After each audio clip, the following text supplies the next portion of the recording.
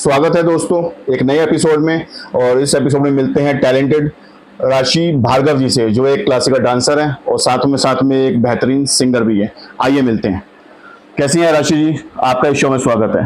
Thank you. कैसा लग रहा है आपको इस शो में आके? मुझे बहुत अच्छा लग रहा है। अच्छा, अब ये आपने जो अभी डांस परफॉर्म किया, ये कौन सी मतलब है? कथक है, भरतनाट्यम में, क्या है वो? तो बेसिकली ये कथक में मैंने परफॉर्म किया है, जो कि क्लासिकल इंडियन क्लासिकल टाइप है। अच्छा, उसमें मैंने ये परफॉर्म किया है। तो ये कितने समय से आप कथक सीख रही हैं? मैं अपने 2.5 इयर्स से लेके 3 इयर्स की एज से मैं अपना ये 2.5-3 साल की थी तब से आप सीख रही हैं? मैं सीख रही हूँ। तो अभी आप कितने साल की हो गई हैं? अभी मैं 25 की हूँ। आप 25 की हो? हाँ। आप तो मुझे 15-16 साल की बच्ची लग रही है। नहीं।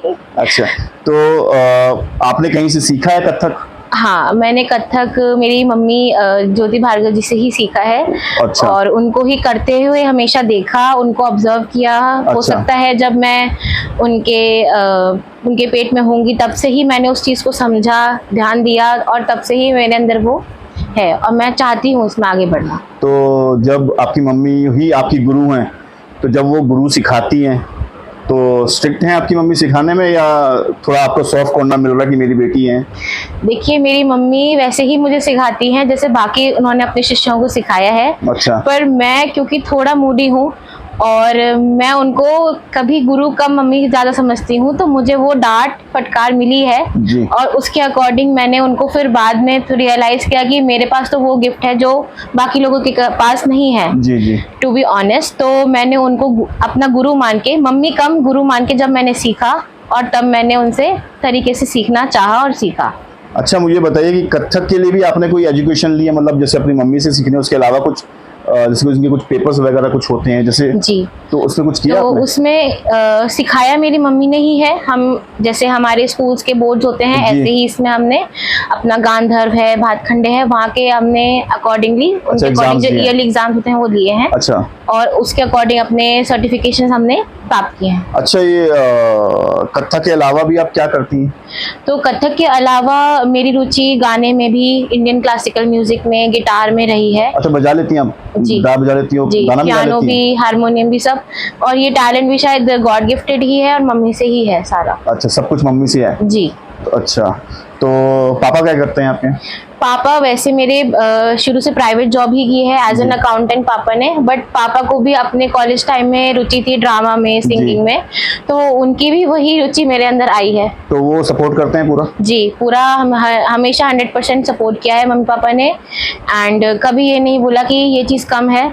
This is equally important to our studies, और इसलिए इसको हमने भी उतना ही इम्पोर्टेंस दी है। तो अभी आप पढ़ रही हैं कुछ या जॉब कर रही हैं, क्या कर रही हैं? फिलहाल मैं जॉब कर रही हूँ इन अ प्राइवेट कंपनी, लेकिन मैं चाहती हूँ इसको आगे ले जाना, क्योंकि जो स्किल्स मेरे को पता है मैंने सीखी हैं, they are really unique, and मेरा टैलेंट भी एंड जिस तरह से मैं उसको परफॉर्म करती हूँ वो भी यूनिक स्टाइल है, तो मैं चाहती हूँ उसको आगे ले जाना। तो आपने कंपटीशन में परफॉर्म किया है, मतलब इवेंट्स किए हैं वगैरह? इवेंट्स में भी पार्टिसिपेट किया है बचपन में। If we have heard Boogie Woogie DID, इन सब में भी ऑडिशंस दिया है। और कॉलेज टाइम तक सब परफॉर्मेंसेस, एंड अभी भी मैं करती हूँ, बट अब मैं उन चीज़ों को ज़्यादा अच्छे से इम्प्रोवाइज करके उनमें अपना एक्सपीरियंस आ गया, मतलब जी, तो आपको लाके वो मैं करती हूँ उनको। अच्छा अच्छा, कथक में आपको क्या लगता है सबसे डिफिकल्ट चीज़ क्या है? कथक में सबसे डिफिकल्ट चीज़ हम ये कह सकते हैं कि उसकी जो अदाकारी है, उसकी जो लय है पकड़ना, ताल पकड़ना। अदाकारी में हमारा जो एक, जैसे मैं एग्जांपल दे सकती हूँ, जैसे एक पंछी का पंख है वो गिरा है, तो वो किस तरह से आ रहा है जी। उस तरीके से हम उस अदाकारी को हाथों के मूवमेंट से दिखाना, पैरों के मूवमेंट से कैसे दिखाना। करेंगे उसको? जैसे कि पंख गिरा तो वो इस तरह से गिरा। अच्छा। या तो हम ऐसे कर सकते हैं, लेकिन हम उसको इस तरह से भी कर सकते हैं। मेरे तो वो कोई नहीं रहा है जी। वो हम उस चीज को प्रैक्टिस में लाके उस चीज में एक्सपीरियंस एंड इम्प्रोवाइज करके ही कर सकते हैं, जो कि कला है, तो वो जिंदगी भर खत्म नहीं होगी एंड उसमें हमें इम्प्रूवमेंट हमेशा लाना ही पड़ेगा। तो इसमें डेली प्रैक्टिस करनी पड़ती है, ऐसा कुछ है? ये हमारी रुचि पे भी डिपेंड करता है, हमारी कुछ जिम्मेदारियां भी होती है, पर हाँ, अगर वही वाली बात है कि हमारे मन में है, हमारी सोल में है, तो हम उसको डेली करना चाहें डेली करेंगे, और इम्प्रोवाइज करने के लिए एटलीस्ट हमें अपना हाफ एन आवर देना चाहिए। तो जैसे आपने बोला कि अभी आपकी मदद से आपने सीखा है और बहुत टाइम हो गया, आई थिंक आपको 20-22 साल हो गए सीखते हुए, तो अभी आपकी मम्मा और दूसरे स्टूडेंट्स को भी सिखाती होंगी, जी। तो आप भी सिखाती हैं, फिर उनके साथ हेल्प करती हैं? जी बिल्कुल, मैंने हमेशा सपोर्ट किया है। मम्मी जब नहीं सिखा पा रही थी या कुछ और रिस्पॉन्सिबिलिटीज़ थी, तो मैंने उनकी वो अकेडमी चलाई है एंड मैंने भी अपने स्टूडेंट्स को बांधा है, उनको भी मैंने सिखाया है पूरी तरह। क्या बात है। तो अभी आपने मुझे एक बात बोली कि आपको सिंगिंग भी आती है, जी। तो अगर 2-3 लाइनें हो जाए हमारे ऑडियंस के लिए तो? बिल्कुल, तो मैं जगजीत सिंह की ही एक बहुत फेमस गजल है जी जी, पेश बिल्कुल करना चाहूंगी। बिल्कुल बिल्कुल।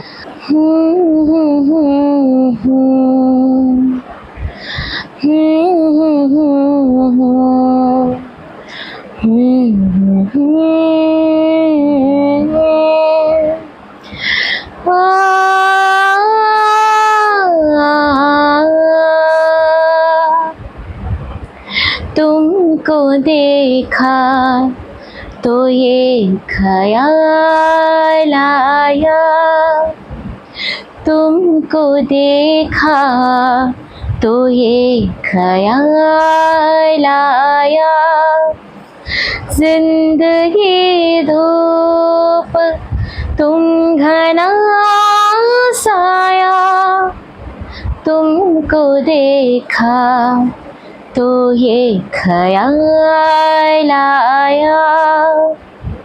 क्या बात है, क्या बात है। मल्टी टैलेंटेड गर्ल, जो डांसर भी है, सिंगर भी है, सारे इंस्ट्रूमेंट, म्यूजिकल इंस्ट्रूमेंट बजा लेती हैं, जॉब भी कर रही हैं। तो ये बताइए कि अभी आगे चल के आप सिंगिंग को फुल टाइम प्रोफेशन बनाने का सोच रही हैं, या सिंगिंग को या डांस को, अपने क्लासिकल को, या फिर आप जो जॉब कर रही हैं उसको आगे प्रोसेस में मतलब लेके आ रही हैं, तो मतलब क्या फ्यूचर प्लान है अभी? टू बी ऑनेस्ट यार, मैं ये बताना चाहूँगी, मैं किसी को कंफ्यूज या मैं किसी को ये नहीं बताना चाहूँगी कि हम बेशक हमें प्लान करना चाहिए। बचपन से हमारे कुछ सपने होते हैं और हम उनको बुनते हैं, लेकिन हम जब कभी जिम्मेदारियां हमारे ऊपर होती हैं या हमें कुछ और चीज़ें पहले देखनी पड़ती हैं, तो हमें कुछ चीज़ें साथ में लेके चलना जी जी बिल्कुल चाहिए। बिल्कुल। जब हमारे पास मौका हो उस चीज़ को पूरी तरह से करने के लिए, तो हमें तब वो लेना चाहिए स्टेप। तो फिलहाल मैं यही सोचती हूँ कि अपनी जॉब के साथ साथ मैं इसको साथ में लेके चलती हूँ। जितना इम्प्रोवाइज, जितना सिखा सकती हूँ खुद को भी दूसरों को भी, मैं उसको करूँगी। साथ में हर चीज़ लेना थोड़ा मुश्किल हो जाता है, बट मैं मैनेज करना चाहती हूँ और मैनेज कर भी रही हूँ। पर हाँ, जब मैं अपने कुछ एक मुकाम पे पहुँच जाऊँगी तो इसको मैं फुल टाइम इसी को ही आगे बढ़ाऊँगी, तो जो मेरी सिंगिंग है, डांसिंग है, और अपनी उसी कला को लेके जाऊँगी जो दूसरे कर रहे हैं वैसे नहीं, बट अपने ही स्टाइल में। अच्छा, आपका अगर मैं बोलूँ आपका फोर्टे डांसिंग है, साथ में आप सिंगिंग कर लेती हैं, इंस्ट्रूमेंट कर लेती हैं, तो कोई एक आइडल है, कोई जो एक लगता है कि ऐसी पर्सनैलिटी जिसको मैं एडमायर करती हूँ, जिसको देख के अभी सीखता ना, हमारे लिए एक अलग अलग लोग हैं। मैं राज कपूर साहब सबका फैन हूँ, मैं राजू हिरानी जी का फैन हूँ, क्योंकि मैं as a being a director मुझे उनका काम बहुत अच्छा लगता है। बहुत सारे डायरेक्टर्स इनको मुझे अच्छा लगता है। तो आपको ऐसा कुछ है, कोई ऐसा पर्सनैलिटी? बिल्कुल बिल्कुल। जैसे मैं बचपन से ही, मम्मा तो है ही, पापा भी साथ में, उसके अलावा मैं बचपन से माधुरी दीक्षित जी को, ऐश्वर्या राय जी को देखती हुई आई हूँ। Being a 90s born kid, तो मुझे उनकी अदाकारी, उनके वो एक्सप्रेशंस बहुत अच्छे लगते हैं, बहुत खूबसूरत लगते हैं। साथ ही सुधा चंद्रन जी का नाम बिल्कुल लेना चाहूँगी, क्योंकि जब भी मैं खुद से ही डीमोटिवेट हुई हूँ या टूटी हूँ, तो मैंने उनकी ही मूवी देख के, बहुत कॉमन मूवी है नाची मयूरी, उनकी देखी है मैंने, उनसे बहुत इंस्पायर हुई हूँ मैं। जब वो कर सकती हैं, वो ऐसा कर सकती हैं, तो हमारे पास तो सब कुछ है, एंड मैं उनको ही देख के आगे बढ़ी हूँ। अच्छा, मैं अगर ये बोलना चाहूँ कि आजकल के जो बच्चे, जो यूथ आ रहा है और नया लौट जो आ रहा है, सीखना चाह रहा है, क्लासिकल सीख भी रहे हैं, तो आप अपने एक्सपीरियंस से, जितना भी आपने साल अभी 18-20 साल सीखा है, तो अभी आप उनको कोई कुछ टिप देना चाहें कथक के बारे में, डांस के बारे में, जो भी आपको लगता है? बिल्कुल, मैं टिप यही देना चाहूंगी कि आप उनको फॉलो मत करिए जो ट्रेंडिंग है। बेशक वो ट्रेंडिंग है इसलिए वो बढ़ रहा है आगे, बट आप अपनी भी एक यूनिकनेस निकालिए, उसमें जानिए कि वो क्या है, उसमें ऐसा क्या था हमारे हिस्टोरिकल एंशिएंट डांसेस में, हमारे क्लासिकल इंडियन डांसेस में, जो अब थोड़ा खोता जा रहा है। बेशक हम उसमें एडवांसमेंट ला सकते हैं, लेकिन वो तरीका उसी से ही आया है, वो बेस हमारा वही है, तो उस तरह से हमें आगे बढ़ना चाहिए। और कथक जो सीख रहे हैं, तो उसके लिए कोई खास टिप? कथक जो सीख रहे हैं उसके लिए खास टिप यही है कि हम उसको प्रैक्टिस में ले सकते हैं हमेशा, एंड वो जितनी प्रैक्टिस करेंगे, हम इंडियन क्लासिकल चीज़ें जितनी प्रैक्टिस करेंगे उतनी इम्प्रोवाइज होंगी। कभी कभी हमें लग सकता है कि वो टफ है हमारे लिए, जी। बट वो इजी तभी होगा जितनी हम उसकी प्रैक्टिस करेंगे। ओके, मतलब प्रैक्टिस बहुत जरूरी है, बिल्कुल, पैशन जरूरी है। बिल्कुल। अच्छा, आप जो हमारी ऑडियंस जो देख रही है, और आप उनको कुछ बोलना चाहेंगे? ऑडियंस को मैं यही बोलना चाहूँगी कि खुश रहिए, अच्छे रहिए, स्वस्थ रहिए, और जो करना चाहते हैं लाइफ में वो उसके बारे में सोचिए और उसी को ही करिए। हमारे शो के बारे में कुछ प्रमोट कर दीजिए। बिल्कुल, और Shammi Chavda laughter and talent show देखते रहिए, हंसते रहिए, एंड शुक्रिया। थैंक यू सो मच राशि जी, आप इस शो में आई और परमात्मा आपको तरक्की दे और आप जो करना Thank you. चाहते हैं Thank उसमें आपको तरक्की मिले। Thank you so much. I am also thankful Ankit. और ये थी राशि भार्गव जी, और जल्दी ही मिलते हैं एक नए एपिसोड में एक नए टैलेंट के साथ में। तब तक देखते रहिए the Shammi Chhabra laughter and talent show. तब तक के लिए सायोनारा।